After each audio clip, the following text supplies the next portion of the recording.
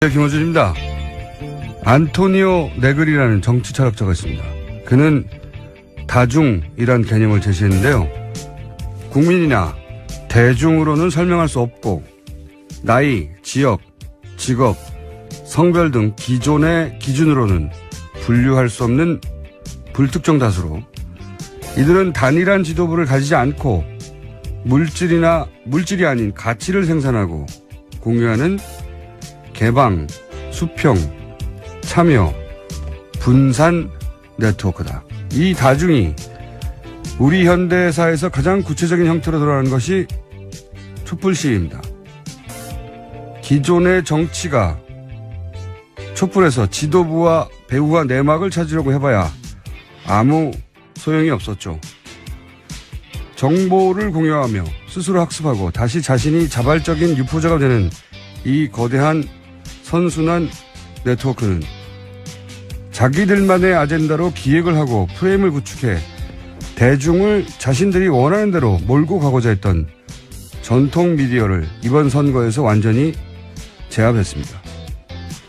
이 다중이 사실상 이번 정부를 탄생시킨 거죠. 그 맥락에서 문재인 대통령은 전통 미디어의 도움을 받지 않고 탄생한 최초의 대통령이기도 합니다. 문재인 정부는 전통 미디어가 아니라 바로 이 다중을 두려워하는 정부이기를 기대합니다. 김어준 생각이었습니다.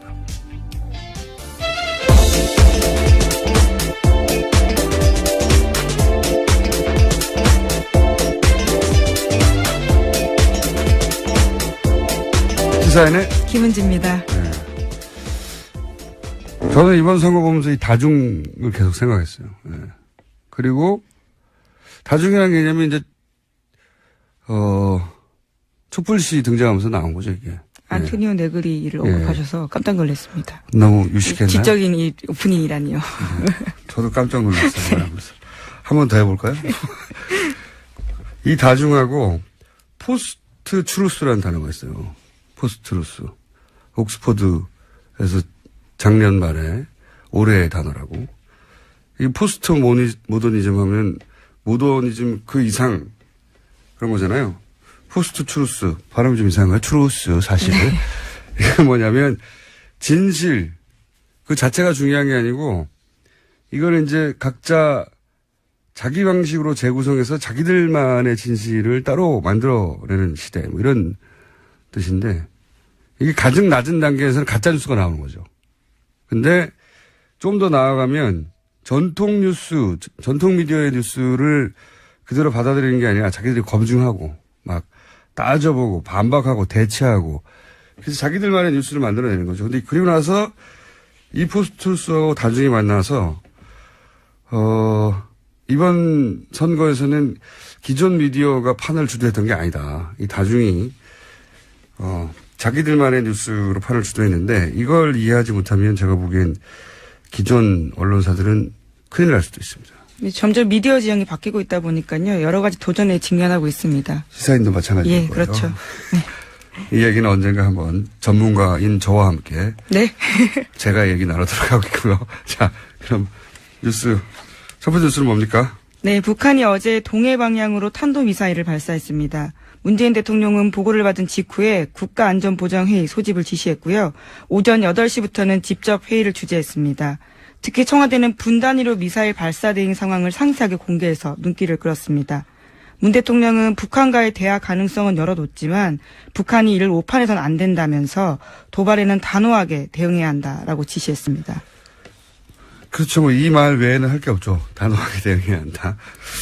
근데 사실 이 북한이 새로운 정부가 출범하고 나면 의뢰 우리가 만만한 상대가 아니다라고 하면 각종 시그널을 보내는 건 항상 해왔던 건데 그런 목적도 있고 그보다 더 큰 목적은 저는 중국한테 달래는 메시지인 것 같아요. 네, 현재 큰 행사를 하고 있는 중입니다. 네, 1대1로라고 이게 영어로 원 벨트 원 로드예요. 별거 아니에요. 뭐냐면은 전 세계를 하나의 길로 같은 구역을 묶어버리겠다 이런 거거든요. 1대. 그 뭐 무슨 벨트 이런 거 있지 않습니까? 지역을 묶는 거. 전 세계를 하나의 길로 하나의 구역을 묶는다는 건데 실크로드 새로운 실크로드를 만들어내겠다는 거예요. 그래서 육로로는 철도로 유럽의 끝까지 가고, 이 철로는 거의 다 만들었을걸요? 예. 해상으로는 이제 인도양을 거쳐서 아프리카 케냐까지 연결하고, 그래가지고 경제권을 싹 묶어버리겠다는 거죠. 예. 굉장히 엄청난 규모 프로젝트인데, 앞으로 30년간 진행한다는. 우리나라에서 별로 보도가 안 되는데, 전 세계적으로 화제예요, 이거 사실. 현재 남북한 인사 모두 참석해 있습니다. 예. 이 1대1로 포럼 개막식 날이에요, 이 미사일 쏜 게.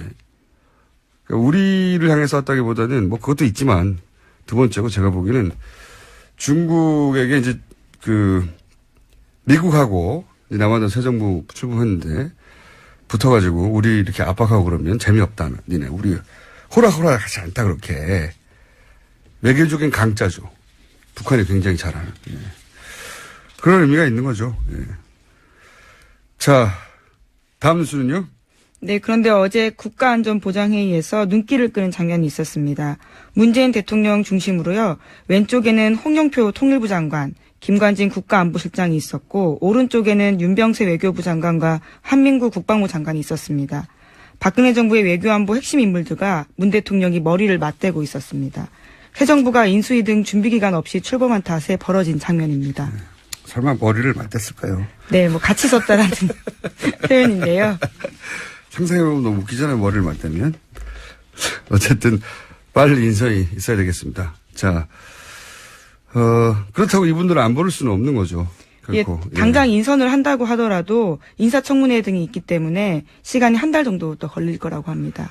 일부 인선에 대해서는요. 안보실장은 바로 할 수 있지만요. 외교부나 통일부 장관 같은 한 달 경우는 만에 좀 다르습니다.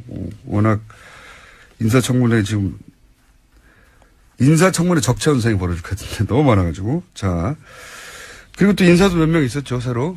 네, 어제 청와대 인선 3명 발표했습니다. 청와대 정무수석 비서관에는 전병헌 전 민주당 원내대표, 사회혁신수석 비서관에는 하승창 전 서울시 정무부시장, 사회수석 비서관에는 김수현 전 환경부 차관을 임명했습니다. 그렇군요. 이 중에서 이제 전병헌 정무수석이 좀 이례적이죠. 이분이 이제 삼선이고 원내대표도 했고, 그러니까 직제상 비서실장 아래란 말이죠. 네, 비서실장보다 나이도 더 많습니다. 나이도 7살인가. 8살 정도 예, 많다고. 나이로 정치하는 건 아니지만, 여하간. 보통 이렇게 안 하죠. 비서실장보다 직제상 아래기 때문에. 근데 이제,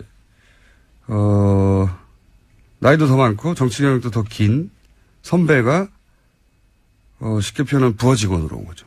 어려운 자리 맡아줘서 고맙다 이렇게 이야기도 했다고 이렇게는 합니다. 잘 안 하거든요. 예, 청와대에서. 네. 이례적인 인사입니다. 이례적인 인사고, 이번 정부에서는 이제 뭐 나이나 선후배가 안 따지겠다는 메시지기도 네, 하죠. 그렇게 보입니다. 예. 자, 다음 뉴스는요? 네, 또 문재인 대통령이 오는 17일에 미국, 중국, 러시아, 일본 등 4개국에 특사 파견할 예정입니다. 내일에는 청와대에서 오찬도 함께할 예정이라고 합니다. 앞서 말씀드렸었는데요. 미국에는 홍석현 전 중앙일보 회장, 중국은 이해찬 전 총리, 러시아는 송영길 의원, 일본은 문희상 전 국회 부의장이 내정됐습니다. 이분들이 돌아오시고 나야 인터뷰를 할 수 있을 것 같아요. 연락을 해서 연결이 되려나 했더니 아무도 전화 안 받아요. 중요한 일을 맡았으니. 근데 제가 이럴 경우 이제 해외 사이트, 요즘 구글이라는 게 있지 않습니까? 구글 번역 사이트. 들어가서 번역도 해보고 무슨 반응을 보는데, 일본의 문희상 전 국회 부의장이 간다 해가지고 관련 뉴스가 있나 댓글을 찾아봤더니 빵 터진 게 하나 있었어요. 네.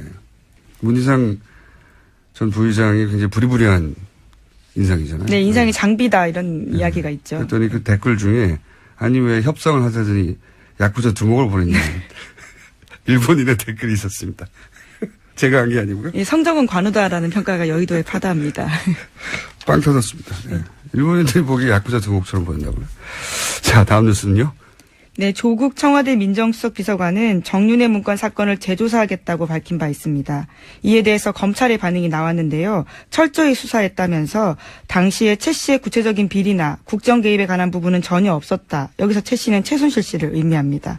이렇게 반박했습니다. 이건 좀 말이 안 되죠. 몰랐다고 하면 그나마 이해가는데 없었다고 하면 수사를 안 했다는 얘기죠. 예. 어떻게 없을 수가 있어요. 왜 없었냐면 생각해보면 당시에는 이 사건의 실체가 아니라 유출 경위를 문제 삼는다는 가이드라인을 대통령이 내놨죠. 네, 그때 심지어 찌라시 수준의 이야기다 이런 이야기까지 했었습니다. 그래서 수사를 안 했던 거죠. 없었던 방향을 아예 게 아니고. 틀어버리고요. 네. 이건 뭐 전형적인 검찰의 뭐랄까요 조직 보호, 그렇죠. 네, 저항. 우리는 할 바를 다 했다. 이번에는 제가 보기에는 이런 조직적인 저항이 여태 비교적 성공해 왔거든요. 모든 정권 초기에는 항상 검찰 개혁 얘기가 나오고 공수처 얘기 나온 지도 20년이 넘었고요. 항상 실패했어요. 네, 검찰이 자기 권한을 지키는 데 굉장히 능숙했고 제가 보기에는 근데 이번에는 어렵다. 네, 디테일로 따져보면요. 당시에 정윤회 씨 집조차 압수수색 안 했거든요. 수사의 기본인데 안 한 게 굉장히 많습니다. 그리고 뭐 본인들 이름으로 된 휴대전화에 통화 목록이 없다. 특정 장소에 가지 않았다 이런 주장을 했는데요. 아니 다 대포폰으로 했다는데. 그렇죠. 예. 수사를 안 한 거죠. 예. 제가 보기에는 이런 말을 하지 않았으면 더 좋았을 것을 이런 생각이 듭니다. 제가 보기에는. 이번에는 검찰 반발이 택도 없다. 결과를 봐야 알겠지만 그런 생각이 듭니다. 자, 다음 뉴스는요? 네, 청문회를 앞두고 야3당도 본격적인 재정비에 나섰습니다. 자유한국당과 국민의당은 당권 경쟁이 본격화되고 있고 바른정당도 당의 진로를 고민하고 있습니다. 자유한국당은 오는 7월에 전당대회 열린다고 하고요. 국민의당 같은 경우에는 내일 원내대표 선거 있습니다. 이 소식은 저희가 오늘 마지막 오자 토론이거든요. 마지막 오자 토론. 예. 마지막 오자 토론 대짚어보기로 하고요. 다음 뉴스는요?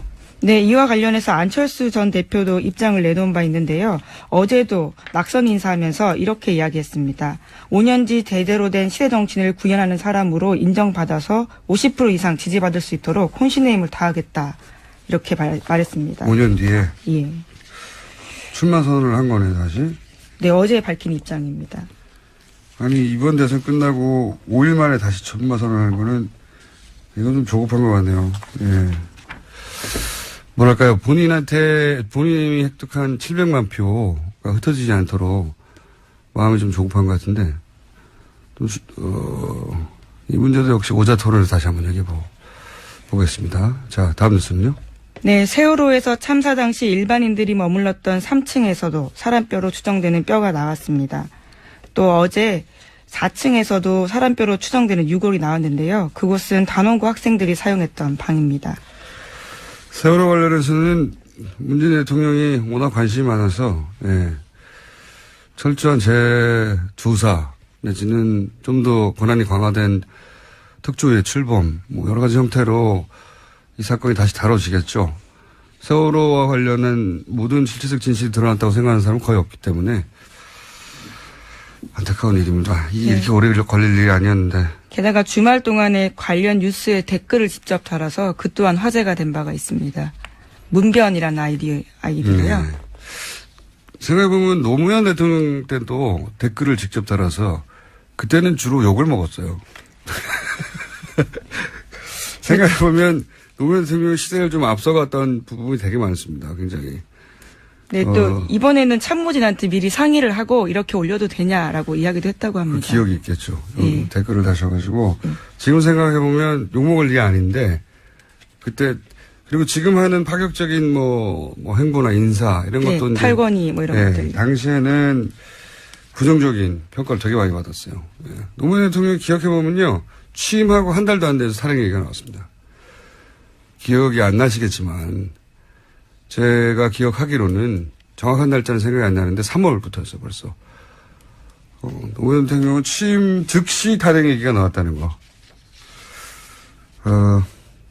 여하간, 자, 댓글도 직접 달았다고 하고요. 뉴스가 별로 될 일이 아닌데 뉴스가 됐습니다. 자, 오늘, 랜섬웨어인가요? 예. 네, 아침에 컴퓨터 켜실 때 주의하라는 뉴스가 벌써부터 꽤 나오고 있습니다. 저희가 그래서 잠시 이 문제는 좀 심각한 것 같아서, 전문가 연결해서 어떻게 해야 되는지 한번 짚어보겠습니다. 고려대학교 김승주 교수님 전화 연결됐습니다. 안녕하세요, 교수님. 예, 안녕하십니까. 이게 뭐, 컴퓨터에 익숙한 분들은 어떻게 해야 될지 알 테고 미리 대비도 되어 있을 텐데, 자, 이 랜섬웨어, 그러니까 아침에 출근하자마자 컴퓨터를 켜지 말고, 여기까지는 알겠는데, 인터넷에 연결하지 말고, 여기까지는 알겠는데, 그다음부터 잘 모르겠어요. 네네. 네. 그다음부터 설명해 주십시오. 일단 지금 뭐 랜섬웨어라고 하는 것이, 예. 일단은 이 랜섬웨어라는데 감염이 되면, 예. 컴퓨터에 있는 모든 파일들이 암호화가 됩니다. 그렇죠. 예. 예, 그러면 이제 그 파일들을 사용할 수 없게끔 돼버리거든요. 그렇죠. 예. 그러고 나서 이제 메시지가 뜨는데 돈을 안 주면 이거 안 풀어주겠다 이런 식으로 이제 메시지가 뜬단 말이죠. 예. 그래서 이렇게 이제 랜섬웨어라는 어떤 악성 코드에 감염이 안 되도록 하는 것이 중요한데 네. 가장 중요한 것은 일단은 우리가 사용하는 운영 체제를 최신 버전으로 업데이트하는 겁니다. 주로 이제 윈도우를 많이 쓰시니까 우리나라에서는 네네. 지금 문제가 되고 있는 건 주로 이제 윈도우즈에 해당이 되는데요. 예. 근데 이제 우리 국민들이 그 업데이트를 그렇게 충실히 하는 편이 아니거든요. 그래요. 예. 그러다 보니까 지금 조금 정부 당국에서는 걱정을 하고 있습니다. 그러면 저희 그 책임 PD도 예. 출근해가지고 인터넷을 연결을 끊으라고 했더니 네. 인터넷 연결을 어떻게 끊어야 되는지도 모르겠고 네. 연결을 어떻게 끊었는데 그럼 할 수 있는 일이 없고 메일도 못 받고 네네. 그래서 그냥 다시 연결했다고 하는 그런 바보 같은 멘트를 저한테 했거든요 아침에. 이게 지금 문제가 되고 있는 랜섬웨어가 네. 과거에 있던 랜섬웨어하고 다른 것이 네.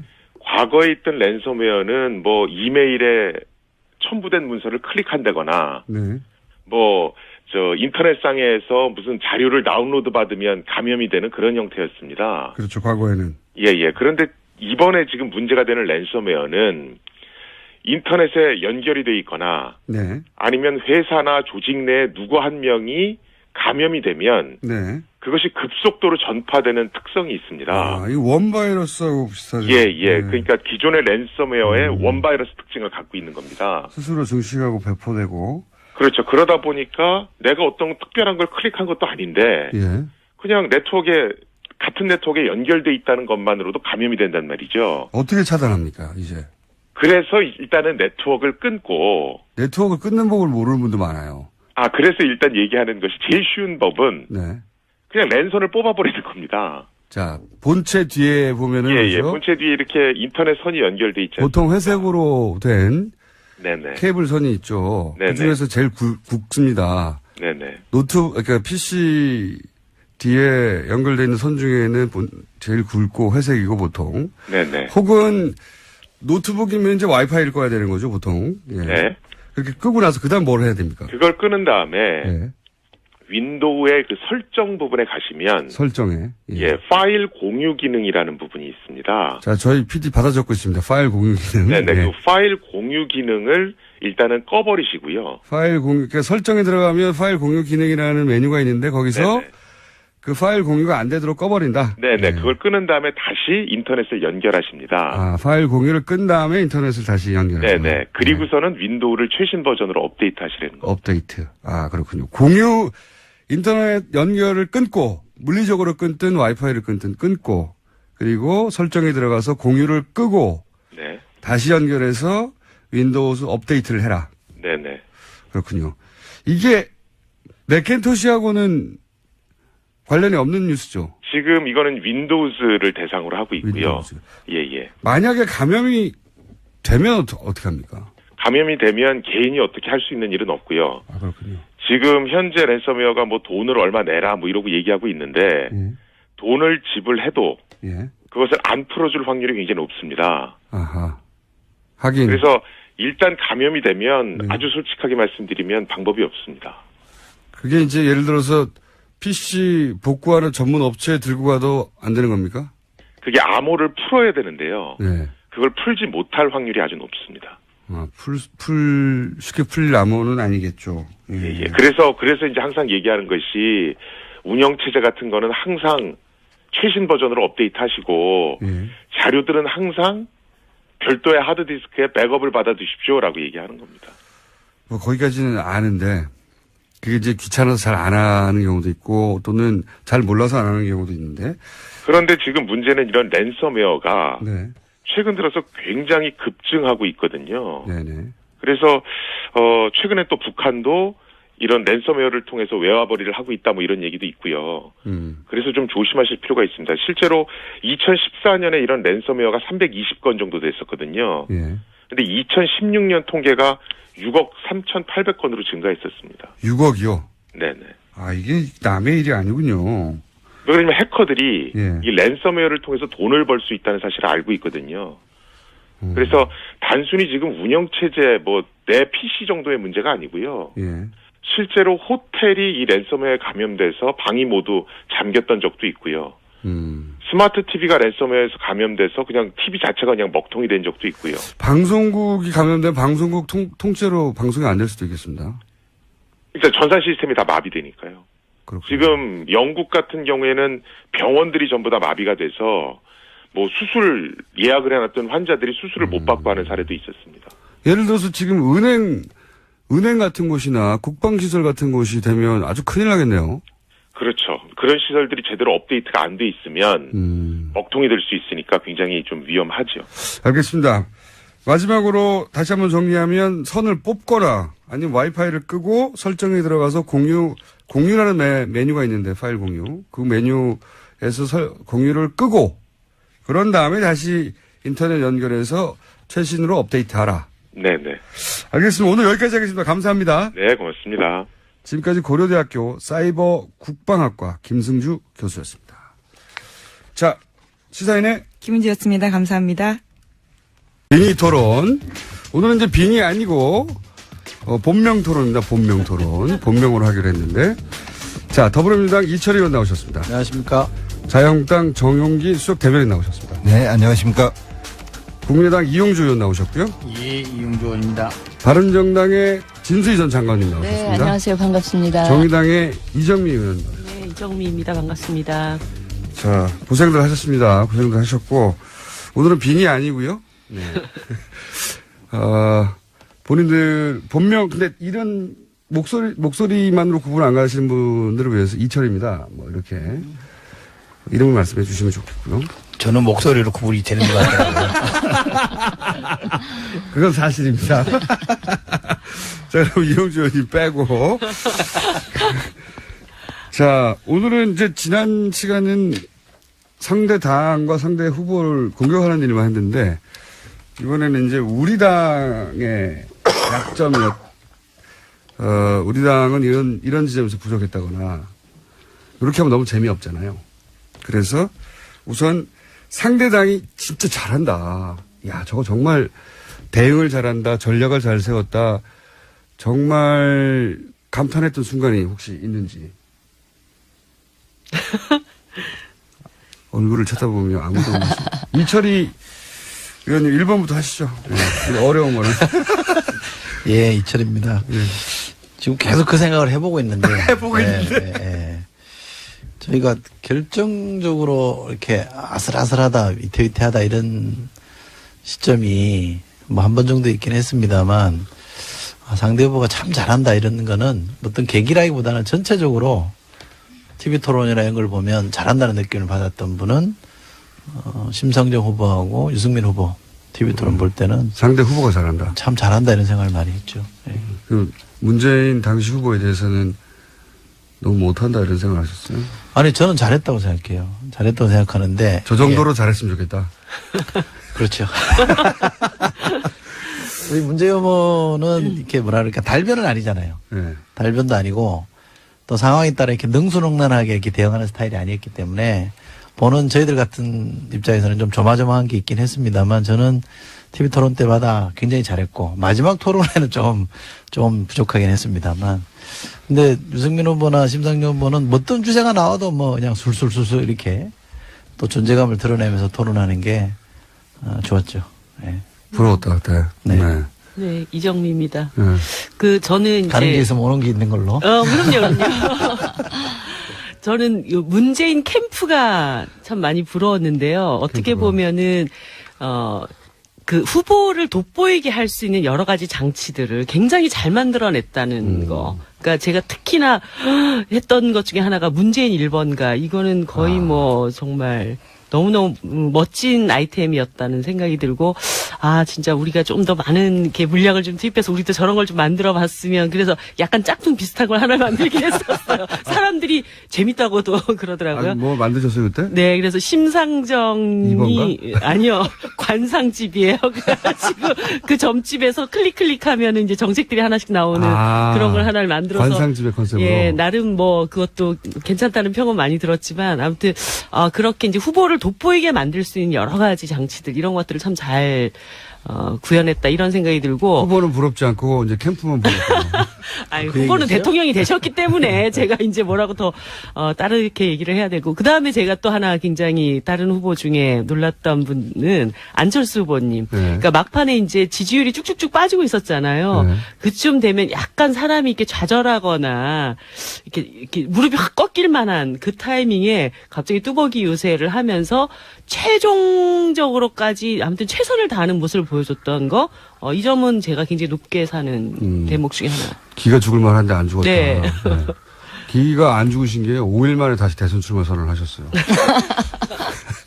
5년 후. 근데 진술을. 제가 볼 때는 그 뚜벅이 유세를 통해서 약간 떨어지던 지지율을 살짝 만회했던 그런 맞아요. 효과는 네. 있었던 것 같아요. 예.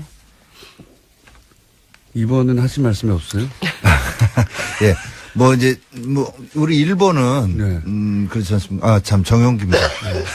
1번은 이제 야당에서 여당이 된 입장이고 다른 세 분은 원래 야당이 있었잖아요. 근데 이제 저희는 여당 그 전에 이미 탄핵되죠. 됐지만 어찌 됐건 여당에서 야당으로 이렇게 급전직하한 적이라 뭐 참 뭐 패장 유구무원이라고 하는데 그래도 말씀을 이렇게 물어보시니까 저게 되면 이제 1번 진영에서 지금 진영의 그런 저기로 몰고 갔어요. 처음부터 끝까지. 그래서 탄핵 정국, 뭐 정권 교체 그 연계해서 이게 쭉 갖고 결과적으로 그렇게 먹힌 거 아니겠습니까? 그래서 그런 식으로 처음부터 끝까지 캐치프레이즈 내지는 기조를 정하고 끌고 간 게 문재인 후보라고 한다면 그런 면에서 안목이 분명히 있었던 거였다.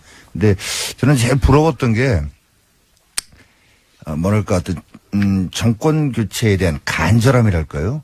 그 진영 구성원들의 그러니까 정치는 물론이려니와 일반 지지자들까지도 그 간절함이 저희보다 앞섰다라는 걸 느꼈어요. 이제 그게 언제 느끼셨어요? 뭐 이제 뭐 여러 가지로 아니 그렇죠. 그럼 문자 폭탄 사실 또 지난 주말에 저한테 문자 폭탄 엄청나게 오던데. 대선 끝난 다음에요? 예. 여기 나와서 그래요, 여기. 아니요 그거 아니고 아니에요? 법안 발의 때문인 것 같던데. 네.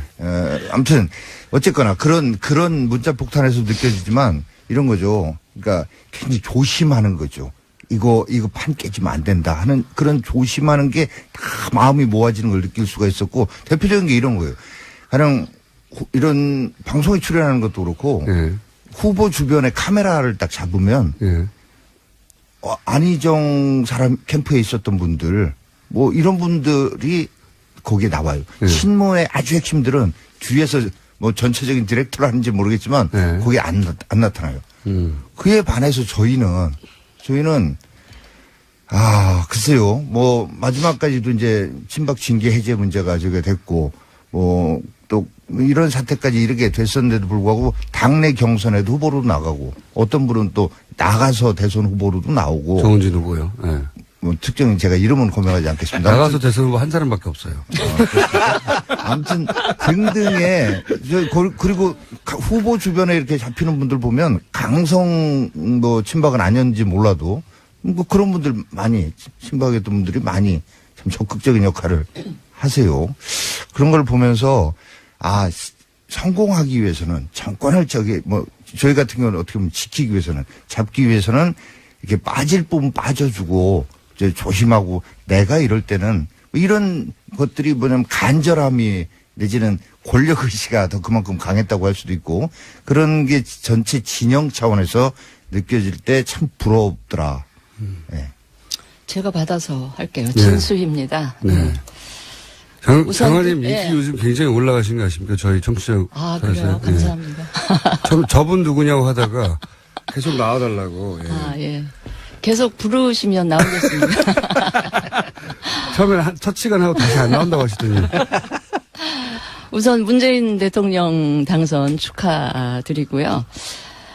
근데 죄송하지만 우리 홍준표 후보 한번 제가 디스 한번 하고 시작을 해야 될 것 같아요. 칭찬 시간이다.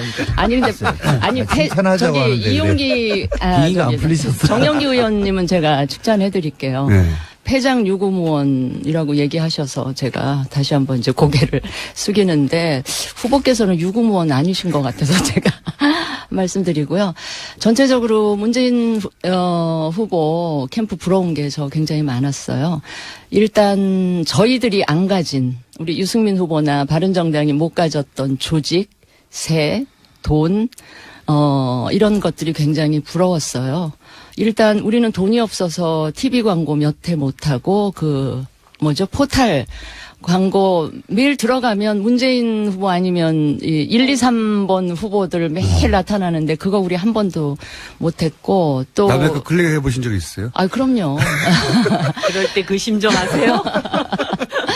유세할 때 와 대규모 군중 모인 자리에서 그 후보를 더욱 빛나게 하는 그 그림들 이런 거 굉장히 부러웠고요. 특히 마지막에 끝나고 나서 여러 가지 분석들이 나오는데 저는 선거 마이크로 전략지도? 그 왜 각 동 단위까지 쫙 그 전략지도가 나오더라고요. 그 등급별로 해가지고 거기서부터 그 선거 전략이 만들어지고 각 지역별로 차등화해가지고 와 굉장히 과학적이면서 굉장히 첨단 기법을 활용한 이런 선거 운동을 했구나 싶어서 제가 굉장히 감탄을 했고 우리 다음 선거에 우리도 한번 이런 거 해보면 좋겠다 이런 생각을 했고요. 기본적으로는 제가 보기에 문재인 후보 캠프는 후보보다 캠프에 계신 분들이 훨씬 저는 훌륭했다는 생각이 들고요. 비슷해. 저희 쪽은 참모들에 비해서 후보가 굉장히 월등했었다. 그래서 후보 개인기로 결국은 선거를 다 치르다시피 했다. 이런 말씀을 드리고요.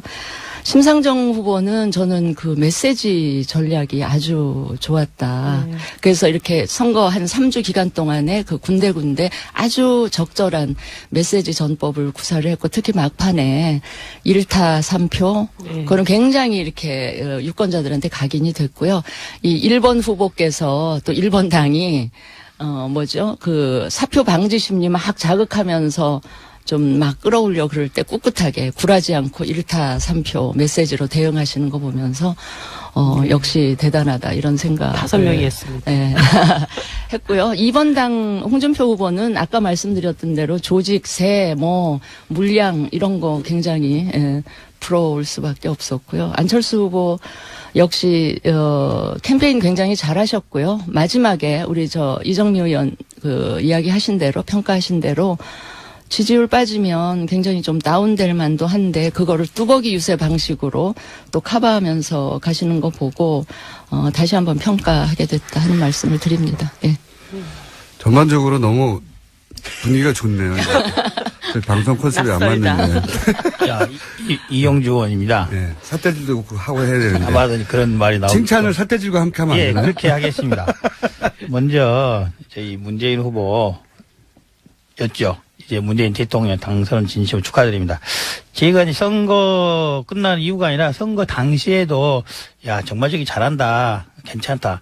우리 당이 저 동당에 우리가 대통령 되겠다고 생각했던 것들이 몇 가지가 있어요. 우리 일반 당에 대해서는. 첫째로 인해 전술, 막대한 인력들, 조직들, 유세 현장뿐만 아니라 SNS 상에서도 수많은 인해 전술들이 가능했다. 그 다음에 아까 문재인 1번가로 대표되는 SNS라든지 보여주는 거, 이런 부분도 충분히 잘했다.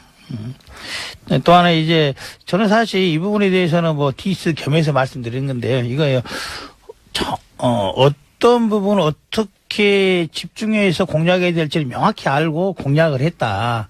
이런 겁니다. 호남에 대해서 이제, 잘 저는 사실 그게 안 먹힐 줄 알았어요. MB 아바토이라는 게, 안 먹힐 줄 알았어요. MB 아바토는 이게 뭐지? 이게 실체가 있는가? 그래서 그게 호남에서 먹힐 줄 몰랐는데 제가 돌아보니까 자꾸 그거를 와서 돌아다니면 말을 하고 다닌다 하더라고. 그래서 야, 그게 먹히겠냐 했는데 결국 먹겠다는 거예요. 나중에 노인들이라든지 고연령층 사람들이 많이 돌아서는 이유가 그걸 하나 한 걸 보고 야, 정말로 딱 핀셋으로 잘 잡아서 공략했구나라는 거 하나. 그다음에 이제 후보 본인이 얘기해서 먹힌 거 아니에요? 그거 아닙니다.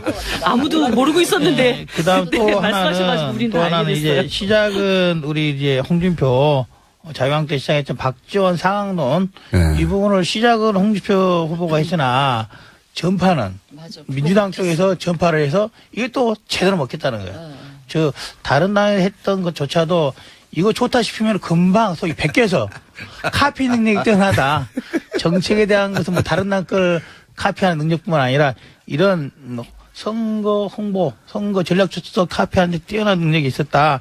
그런 것에 대해서는 대단하다. 이게 아마도 문재인 캠프가 예전에 한번 대선 한번 치러본 경력도 있고 집권해본 경력이 있기 때문에 어떠한 전략들이 메시지들이 잘 먹힌지에 대한 구체적인 분석들이 선행됐기 때문에 그게 가능한 게 아닌가 싶다. 이런 생각입니다. 두 번째로 우리 홍준표 후보 저는 잘한 후보를 뽑는다면은 홍준표 후보라 뽑고 싶어요. 왜 그러냐면은 어떻게 보면 가장 열악한 환경에서 여당 그 당시 여당은 아니었던 상태지만은 그런 상태에서 후보가 되고 대선을 치렀지 않습니까? 아무의 박수도 없는 상태에서 했음에도 불구하고 정말 꿋꿋하게 잘 나가더라고요. 그 꿋꿋한 거 하나만큼은 평가받을 수 있지 않아. 디스하시네 계속. 아닙니다. 정말 꿋꿋한 거 하나만큼은 놀라운 정도다. 뒤끝 장렬이신데. 정말로요. 이거 정말 칭찬을 하시는 거예요. 칭찬을 하는 말씀드린 거예요. 홍준표 후보 아니었으면은 자유한국당이 그 정도 편에는 저는 결코 얻을 수 없다고 생각합니다. 결코 얻을 수 없다. 그다음에 우리 유승민, 심상정 두 후보들은 정말로 대통령 후보감으로서는 국정 운영 능력만으로는 충분하다는 것을 여실히 보여줬죠. 특히 유승민 후보 같은 경우에는 이전에 한번 다른 데서 말한 적이 있는데 뭘 물어봐도 다 아는 거죠. 뭘 물어봐도 다 안다. 특히 심상정 후보는 왜 빼는 거예요? 특히 또 그 다음에 말씀드린 게 심상정 후보에 대해서는 여러 가지 세대라든지 뭐 소외 계층에 대해서 적절히 언급을 해준 부분 아마도 이제 미리 준비하고 오실 텐데 왜 다른 당은 이렇게 준비해 오는데 우리 당을 필요했던 다른 당도 그걸 못했을까? 적절한 시점에 먼저 했다는 거죠. 나중에 이제 심상정 후보가 뭐 농민이라니 그걸 하나씩 3회인가 4회인가 언급을 하기 시작했잖아요.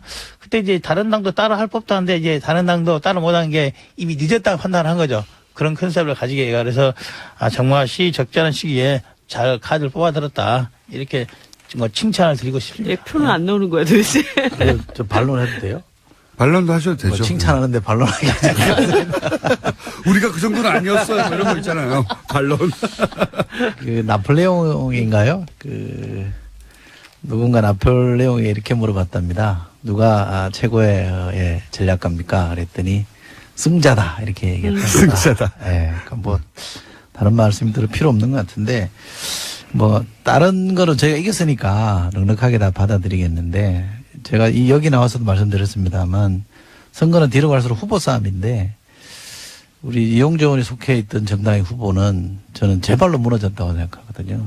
디스 쪽으로 변하고 있는. 그러니까 제가 이제 결정적으로 이제 어느 대목이 사실은 이번 대선의 승패를 좌우했냐라고 그럼 구체적으로 보면 넘어가 보죠. 예. 이번 대선에 변곡점이 여러 번 있을 수 있어요. 갤럽에서 조사했을 때 2번인가 3%포인트로 격차가 좁혀진 적이 있어요. 2주 연속으로 3%포인트로 좁혀진 적이 있었거든요.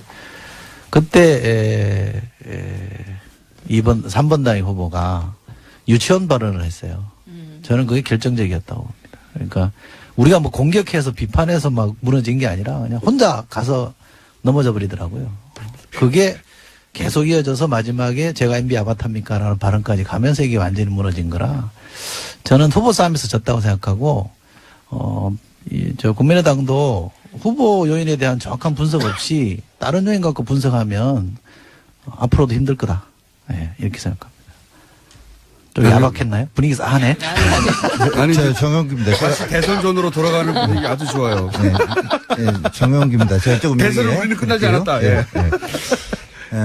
뭐 변곡점 얘기를 먼저 조금 말씀드리면 변곡점은 이번에는 이제 그 진영 아까도 말씀드렸지만 진영 구도로 갔기 때문에 1번은 거의 그대로 쭉 어느 정도 이게 그냥 평행으로 갔습니다. 근데 나머지 쪽에서 결국은 이렇게 변곡점을 만들었는데 첫 번째 큰 의미 있는 변곡점이 결국은 뭐 반기문 전 총장이 만들어냈던 변곡점인데 허무하게 그냥 스스로 접었던 거고. 그때 안 접었으면 어떻게 됐을까요? 뭐 그 가정으로 어떻게 얘기하기는 그렇지만. 왜 접었나요 그때? 뭐 본인의 아무튼 뭐 권력의지 부족이라고 봐야 되겠죠. 네. 숙련점이 있었던 거죠. 자, 이제 두 번째 큰 변곡점은 역시 방금 우리 이 의원님도 말씀하셨지만 안철수 후보가 만들어냈던 포물선의 변곡점이 꽤 높이 올라왔었잖아요. 굉장히 큰 폭으로 올라갔죠. 여기도 마찬가지입니다. 스스로 어떻게 보면 그렇게 된 거잖아요. 반기문 총장도 스스로 그렇게 했고. 이제 마지막 이제 세 번째 홍준표 후보가 앞에 곡지점보다 좀 더 높은 변곡점을 만들어내는가 했는데 이제 그거보다 안 됐죠. 그 이유는 뭐 여러 가지로 분석할 수 있겠는데. 한 가지만 말씀해 주시면. 일단은 시간적으로 짧았던 점이 있습니다. 이게 우리 쪽 아쉬운 점이기도 한데 일단은 지지층을 확고하게 뭉치게 해놓고 그리고 외연 확장 나가야 되는데 지지층 뭉치게 하는데도 시간이 부족한 정도였으니까 외연 확장이랄까 뭐 좀 포용력 있는 이런 부분들이 보여질 수 있는 물리적 시간 자체가 부족했다라는 점. 그거 이외에 여러 가지 지적하시고 싶은 표정이신 것 같은데 그럼 뭐 얘기하고요. 자, 근데 제가 좀 말씀드리고 싶은 게 양날의 그 검처럼 다 이제 칭찬해드린 게 또 사실 독이 될 수도 있는 그런 면이 있습니다. 아까 말씀드렸던 어떤 간절함, 권력의지, 또 강한 권력의지 이런 게 1번 진영에 분명히 있었는데 그게 아까도 말씀드렸지만 선거가 끝난 이후까지도 어떤 법안에 서명만 했다고 해서 문자 폭탄이 정말 조직적으로 오는 게 느껴져요. 제 번호를 알고 어떤 법안에 대해서 문안도 똑같은 것들이 굉장히 많아요. 이런 대선 과정에서는 어떠했겠으며 이거는 그 지지층들은 강하게 결집하겠지만 다른 국민들을 좀 돌아서게 하는 이런 측면이 지금 잘하길 바라는 면에서 이제 새 정부가 출범했으니까 정말 국민 통합을 하고 잘하기를 바라는 마음에서 드리자면 아무튼 그런 측면들이 좀 있다. 그다음에 이제 전 뭐 은근히 디스를 좀 하자면 칭찬과 디스를 섞어서 막 감정이 다 안 풀렸어요 다. 아니 그것도 하라며요 그렇게. 근데 유승민 후보나 칭찬하되 눈을 부라리려고 하라고 그랬어요 제가. 아니, 유승민 후보나 심상정 후보가 상당히 정책 역량이 있고 뭐 훌륭하신 분이라는 걸 뭐 누구들 부정하겠습니까? 하는데 다만 대통령감으로서의 부분은 아니 한 번쯤 더 그분들 본인도 생각해 볼 필요도 있다. 많이 아는 거가 되고 나면 만기칠남으로 갈 수도 있습니다. 그래서 결국은 저는 그래서 이제 문재인 대통령께서 임기 중에 빨리 개헌해서 아니 정말입니다.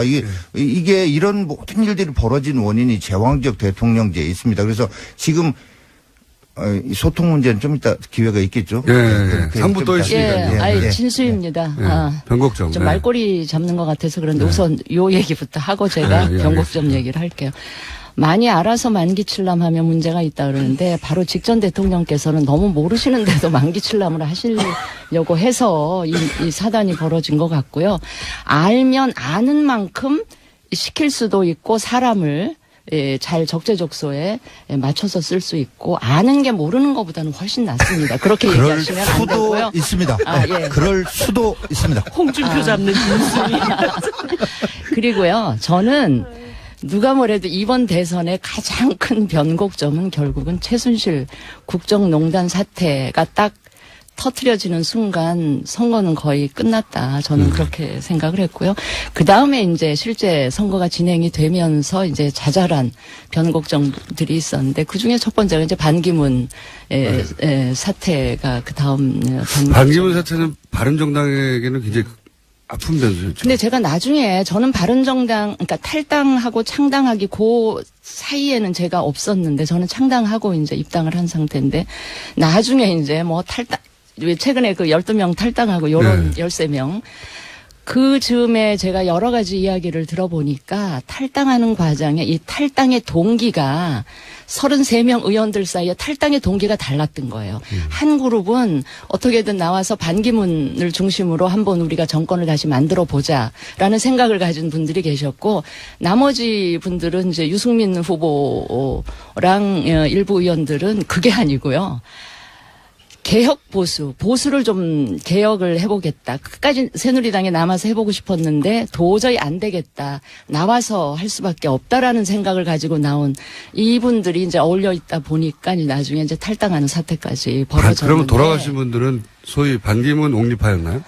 제가 보기에는 좀 그랬던 것 같습니다. 그래서 그게 이제 그 다음 변곡점이었던 것 같고, 저희 입장에서 마지막 유승민 후보 입장에서 마지막 변곡점은 그 13분 탈당하시면서 저희들 잠깐 망연자실했었는데, 오히려 그분들이 계실 동안에는 별로 선거운동 안 하고 지지율 낮다는 핑계로 연대 얘기만 하면서 압박을 하셨는데, 오히려 나가는 걸 계기로 해서 저희들한테 엄청 큰 도움을 주고 나가셔서. 12척의 배가 그분들 아니었어요? 그러니까 그분들 나가고, 예. 내가 나가고 나니까. 부족한 부분들을 하여튼 이 국민들이 채워주셔서, 하여튼 너무 감사히. 아니, 저희 변곡점이 사실은. 시간이 다 돼가지고요. 예. 2부 여기까지 하고, 저희가 3부에 이 5분과 함께 다시 돌아오겠습니다. 김어준입니다. 3부에서 뵙겠습니다. 그래서 이 포스트루스하고 단중이 만나서 이번 선거에서는 기존 미디어가 판을 주도했던 게 아니다. 이 다중이 자기들만의 뉴스로 판을 주도했는데, 이걸 이해하지 못하면 제가 보기엔 기존 언론사들은 큰일 날 수도 있습니다.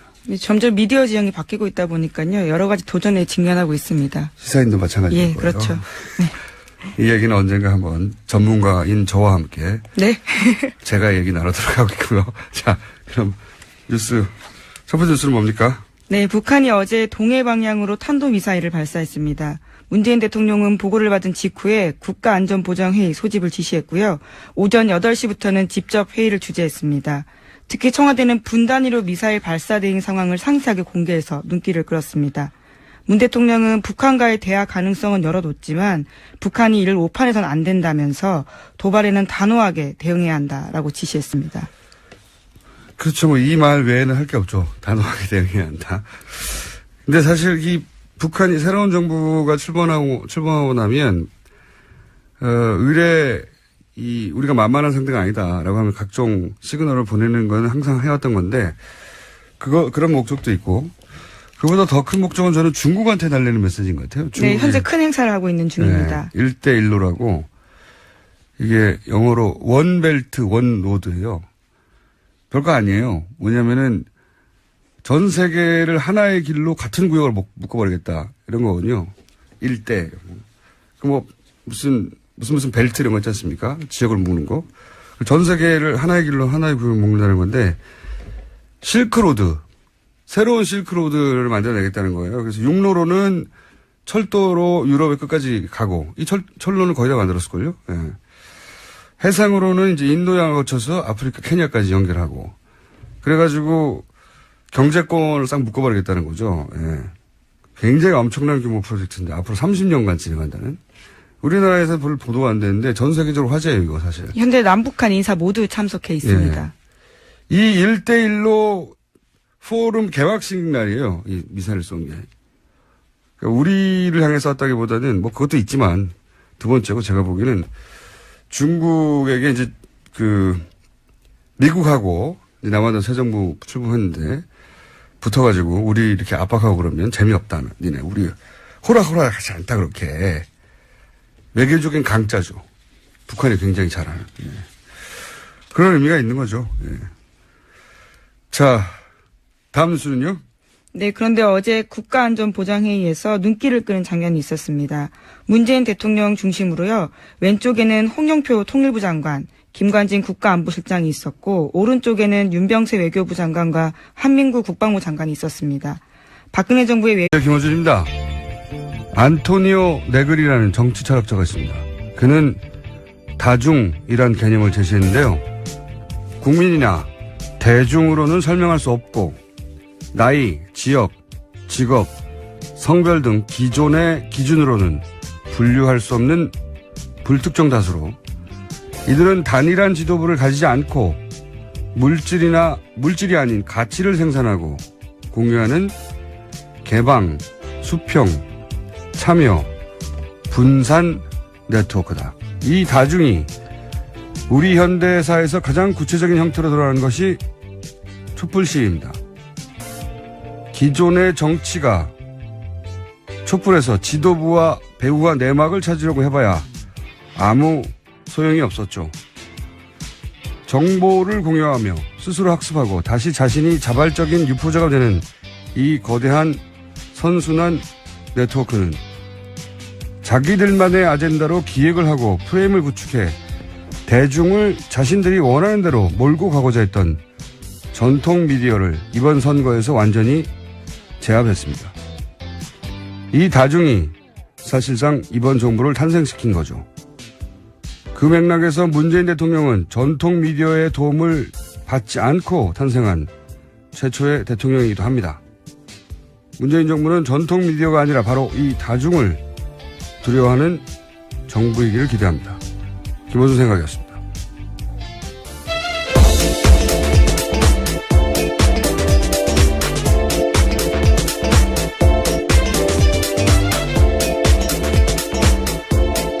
시사인의 김은지입니다. 네. 저는 이번 선거 보면서 이 다중을 계속 생각했어요. 네. 그리고 다중이라는 개념이 이제 촛불시 등장하면서 나온 거죠, 이게. 안토니오 네그리를 언급하셔서 깜짝 놀랐습니다. 너무 유식했나요? 지적인 이 오프닝이라니요. 저도 깜짝 놀랐어요. 한 번 더 해볼까요? 이 다중하고 포스트 트루스라는 단어가 있어요. 포스트 트루스. 옥스퍼드에서 작년 말에 올해의 단어라고. 이 포스트 모더니즘 하면 모더니즘 그 이상 그런 거잖아요. 포스트 트루스. 발음이 좀 이상한가요? 트루스 사실. 네.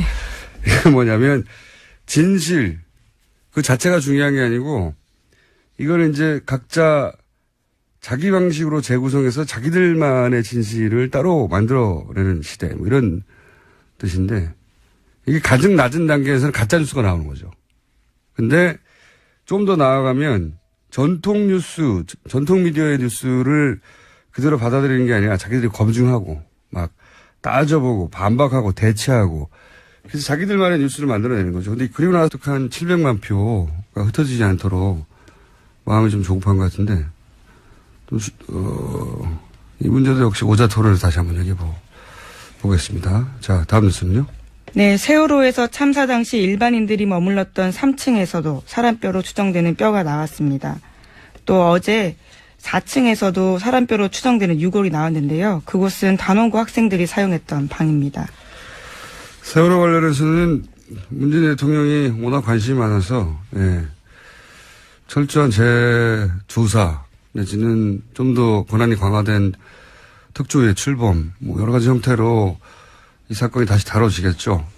세월호와 관련한 모든 실체적 진실이 드러났다고 생각하는 사람은 거의 없기 때문에 안타까운 일입니다. 이렇게 오래 걸릴 일이 아니었는데. 게다가 주말 동안에 관련 뉴스에 댓글을 직접 달아서 그 또한 화제가 된 바가 있습니다. 문변이라는 아이디로요. 생각해보면 노무현 대통령 때도 댓글을 직접 달아서 그때는 주로 욕을 먹었어요. 생각해보면 노무현 대통령 시대를 좀 앞서갔던 부분이 되게 많습니다. 굉장히. 네, 또 이번에는 참모진한테 미리 상의를 하고 이렇게 올려도 되냐라고 이야기도 했다고 합니다. 그 기억이 있겠죠.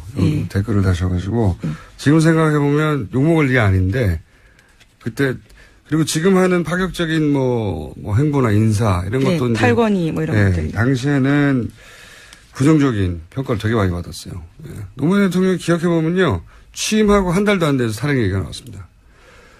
기억이 안 나시겠지만 제가 기억하기로는 정확한 날짜는 생각이 안 나는데 3월부터였어요 벌써. 노무현 대통령은 취임 즉시 탄핵 얘기가 나왔다는 거. 여하간 자 댓글도 직접 달았다고 하고요. 뉴스가 별로 될 일이 아닌데 뉴스가 됐습니다. 자 오늘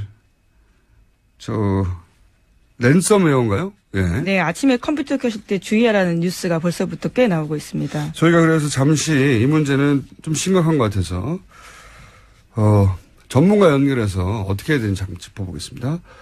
고려대학교 김승주 교수님 전화 연결됐습니다. 안녕하세요, 교수님. 예, 안녕하십니까. 이게 뭐, 컴퓨터에 익숙한 분들은 어떻게 해야 될지 알 테고 미리 대비도 되어 있을 텐데, 자, 이 랜섬웨어, 그러니까 아침에 출근하자마자 컴퓨터를 켜지 말고, 여기까지는 알겠는데, 인터넷에 연결하지 말고, 여기까지는 알겠는데, 그다음부터는 잘 모르겠어요. 네네. 네. 그다음부터 설명해 주십시오. 일단 지금 뭐 랜섬웨어라고 하는 것이, 예. 일단은 이 랜섬웨어라는데 감염이 되면, 예. 컴퓨터에 있는 모든 파일들이 암호화가 됩니다. 그렇죠. 예. 예, 그러면 이제 그 파일들을 외교안보 핵심 인물들과 문 대통령이 머리를 맞대고 있었습니다. 새 정부가 인수위 등 준비기간 없이 출범한 탓에 벌어진 장면입니다. 설마 머리를 맞댔을까요? 네, 뭐 같이 썼다라는 표현인데요. 상상해보면 너무 웃기잖아요, 머리를 맞대면.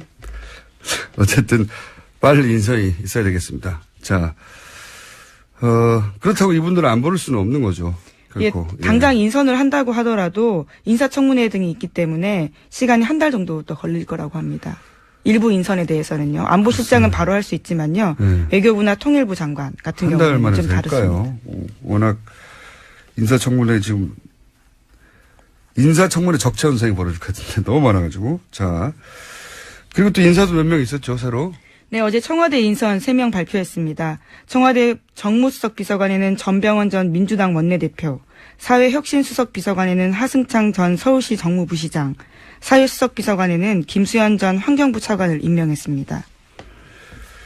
그렇군요. 이 중에서 이제 전병헌 정무수석이 좀 이례적이죠. 이분이 이제 삼선이고 원내대표도 했고, 그러니까 직제상 비서실장 아래란 말이죠. 네, 비서실장보다 나이도 더 많습니다. 나이도 7살인가. 8살 정도 많다고. 뭐 나이로 정치하는 건 아니지만, 여하간. 보통 이렇게 안 하죠. 비서실장보다 직제상 아래기 때문에. 근데 이제,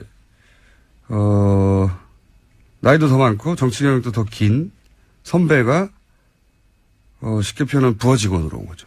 어려운 자리 맡아줘서 고맙다 이렇게 이야기도 했다고 이렇게는 합니다. 잘 안 하거든요. 네, 청와대에 그래서, 대해서. 네. 이례적인 인사입니다. 이례적인 인사고 이번 정부에서는 이제 뭐 나이나 선후배가 안 따지겠다는 메시지이기도 네, 하죠. 그렇게 보입니다. 예. 자, 다음 뉴스는요. 네, 또 문재인 대통령이 오는 17일에 미국, 중국, 러시아, 일본 등 4개국에 특사 파견할 예정입니다. 내일에는 청와대에서 오찬도 함께할 예정이라고 합니다. 앞서 말씀드렸었는데요. 미국에는 홍석현 전 중앙일보 회장, 중국은 이해찬 전 총리, 러시아는 송영길 의원, 일본은 문희상 전 국회 부의장이 내정됐습니다. 이분들이 돌아오시고 나야 인터뷰를 할 수 있을 것 같아요. 연락을 해서 연결이 되려나 했더니 아무도 전화 안 받아요. 중요한 일을 맡았으니. 근데 제가 이럴 경우 이제 해외 사이트 요즘 구글이라는 게 있지 않습니까? 구글 번역 사이트. 들어가서 번역도 해보고 무슨 반응을 보는데 일본의 문희상 전 국회 부의장이 간다 해가지고 관련 뉴스가 있나 댓글을 찾아봤더니 빵 터진 게 하나 있었어요. 네. 문희상 전 부의장이 굉장히 부리부리한 인상이잖아요. 네, 인상이 장비다 이런 이야기가 있죠. 그랬더니 그 댓글 중에 아니 왜 협상을 하자더니 야쿠자 두목을 보냈냐. 일본인의 댓글이 있었습니다. 제가 한 게 아니고요. 예, 성적은 관우다라는 평가가 여의도에 파다합니다. 빵 터졌습니다. 네. 일본인들이 보기에 야쿠자 두목처럼 보였나고요. 자, 다음 뉴스는요. 네, 조국 청와대 민정수석 비서관은 정윤회 문건 사건을 재조사하겠다고 밝힌 바 있습니다. 이에 대해서 검찰의 반응이 나왔는데요. 철저히 수사했다면서 당시에 최 씨의 구체적인 비리나 국정 개입에 관한 부분은 전혀 없었다. 여기서 최 씨는 최순실 씨를 의미합니다. 이렇게 반박했습니다. 이건 좀 말이 안 되죠. 몰랐다고 하면 그나마 이해가 가는데 없었다고 하면 수사를 안 했다는 얘기죠. 예. 어떻게 없을 수가 있어요. 왜 없었냐면 생각해보면 당시는 이 사건의 실체가 아니라 유출 경위를 문제 삼는다는 가이드라인을 대통령이 내놓았죠. 네, 그때 심지어 찌라시 수준의 이야기다 이런 이야기까지 했었습니다. 그래서 수사를 안 했던 거죠. 없었던 방향을 게 아예 아니고. 틀어버리고요. 네. 이건 뭐 전형적인 검찰의 뭐랄까요? 조직 보호. 그렇죠. 네, 저항. 우리는 할 바를 다 했다. 이번에는 제가 보기에는 이런 조직적인 저항이 여태 비교적 성공해 왔거든요. 모든 정권 초기에는 항상 검찰 개혁 얘기가 나오고 공수처 얘기 나온 지도 20년이 넘었고요. 항상 실패했어요. 네, 검찰이 자기 권한을 지키는데 굉장히 능숙했고 제가 보기에는 근데 이번에는 어렵다. 네, 디테일로 따져보면요. 당시에 정윤회 씨 집조차 압수수색 안 했거든요. 수사의 기본인데 안 한 게 굉장히 많습니다. 그리고 뭐 본인들 이름으로 된 휴대전화에 통화 목록이 없다. 특정 장소에 가지 않았다 이런 주장을 했는데요. 아니 다 대포폰으로 했다는데. 그렇죠. 예. 수사 안 한 거죠. 예. 제가 보기에는 이런 말을 하지 않았으면 더 좋았을 것을 이런 생각이 듭니다. 제가 보기에는. 이번에는 검찰 반발이 택도 없다. 결과를 봐야 알겠지만 그런 생각이 듭니다. 자, 다음 뉴스는요? 네, 청문회를 앞두고 야3당도 본격적인 재정비에 나섰습니다. 자유한국당과 국민의당은 당권 경쟁이 본격화되고 있고 바른정당도 당의 진로를 고민하고 있습니다. 자유한국당은 오는 7월에 전당대회 열린다고 하고요. 국민의당 같은 경우에는 내일 원내대표 선거 있습니다. 네. 이 소식은 저희가 오늘 마지막 오자 토론이거든요. 마지막 오자 토론. 예. 마지막 오자 토론 짚어보기로 하고요. 다음 뉴스는요? 네, 이와 관련해서 안철수 전 대표도 입장을 내놓은 바 있는데요. 어제도 낙선 인사하면서 이렇게 이야기했습니다. 5년지 제대로 된 시대 정치인을 구현하는 사람으로 인정받아서 50% 이상 지지받을 수 있도록 혼신의 힘을 다하겠다. 이렇게 말했습니다. 5년 뒤에? 예. 출마 선언을 한 거네, 다시? 네, 어제 밝힌 입장입니다. 아니, 이번 대선 끝나고 5일 만에 다시 출마 선언하는 거는 이건 좀 조급한 것 같네요. 예. 뭐랄까요, 본인이